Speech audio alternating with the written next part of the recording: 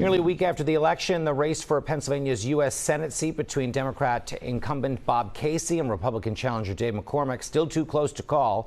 With 98% of the votes already counted, McCormick leads Casey by a little more than 40,000 votes. Several outlets have called the race and projected McCormick as the winner. However, the outcome won't be made official in the Commonwealth until 100% of the ballots have been counted. And CBS News added Arizona to President-elect Donald Trump's win column on Sunday, giving him 7 battleground state sweep.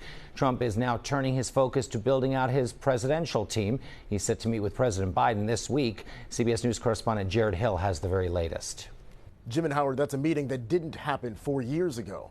Meanwhile, President-elect Trump is looking to take full advantage of his so-called mandate, filling one position in particular over the weekend that oversees a major campaign promise, deporting 11 million undocumented immigrants. President-elect Donald Trump is huddling with his transition team in Mar-a-Lago, building his new administration. Trump announced former ICE Director Tom Homan will be his border czar. And CBS News has learned that GOP Senators Marco Rubio and Bill Hagerty, a staunch opponent of Ukraine funding, are among those being considered for Secretary of State. Whatever role I hold going forward, it's going to be advancing the positions that President Trump has articulated. But as the cabinet grows, Trump announced 2 people who won't be included. His former UN ambassador turned primary rival Nikki Haley and his former Secretary of State Mike Pompeo. The president-elect is gearing up to meet with President Joe Biden at the White House on Wednesday, a courtesy Trump did not extend to Biden after the 2020 election. Mr. President! Biden and the First Lady were seen strolling near their home in Delaware before returning to Washington yesterday. Today, he and Vice President Kamala Harris will attend ceremonies marking Veterans Day. Meanwhile, members of his party continue to grapple with last week's election losses. In a New York Times interview, former House Speaker Nancy Pelosi pointed to Biden's late exit from the race and his swift support of his VP. The president endorsed Kamala Harris immediately.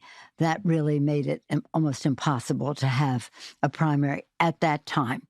If it had been much earlier, it would have been different. This week, new members of Congress will be in Washington for orientation, with the Senate flipping to GOP control in January, the House still being determined.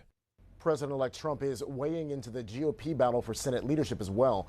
He didn't throw his support behind anyone in particular, but he did say that they should not approve any judges until he takes office. We know that's a top priority for President Biden while he's still in the White House and Democrats control the Senate.